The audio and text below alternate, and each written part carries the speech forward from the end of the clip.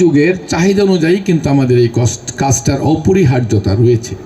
আমি মনে করি সবগুলো কওমি মাদ্রাসা তারা যদি এই সিলেবাসটাকে সম্পৃক্ত করে দেয়, তাহলে আমাদের এই আলেম সাহেবরা বা মুফতিরা, হাফিজরা সব জায়গায় তাদের জায়গাটা দখল করতে পারবে, এটা আমি চাই। এবং এটা আমরা আমার কওমি মাদ্রাসাগুলোর সাথে আমার কালিয়াকৈরে অসম্ভব সম্পর্ক রয়েছে আলেমদের সাথে। আমি কিন্তু দোয়া ছাড়া আমার নির্বাচনী ক্যাম্পিং শুরুই করি নাই। আমি আগে আইসাইনে বলছি, ভাই আগে আমার একটু আলেমদের সাথে দোয়ার ব্যবস্থা করে দেন, পরে ক্যাম্পিংয়ে নামো। আমি কিন্তু আমার কালিয়াকৈর উপজেলায় কোনাবাড়ি, কাশিমপুর, বাসনে আগে এটা শেষ করেছি, পরে আমরা আনুষ্ঠানিক আমরা ক্যাম্পিংয়ে গিয়েছি। দেখা যাক আল্লাহ কি করে। আল্লাহ যদি চাহেন, রহমত করে, তাহলে আপনাদের দোয়া আশীর্বাদ নিয়ে যদি আমরা সংসদে যেতে পারি। কি করব সেটা বলতে পারবো না, কর্মই হবে আমার পরিচয়। আমি দেখেন কিছু করতে পারি কিনা, একটা বার সুযোগ দিন।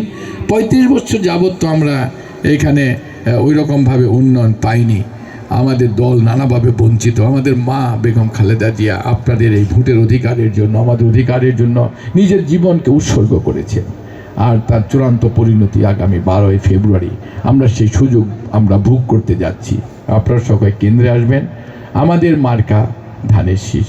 খালেদা জিয়া অত্যন্ত ভালোবেসে মহব্বত করে আমাকে আপনাদের মতন এরকম একটা সমৃদ্ধশালী এলাকায়, কোনাবাড়ি, কাশিমপুর, বাসন, ধনে জনে আপনারা অনেক আমার চেয়ে শক্তিশালী।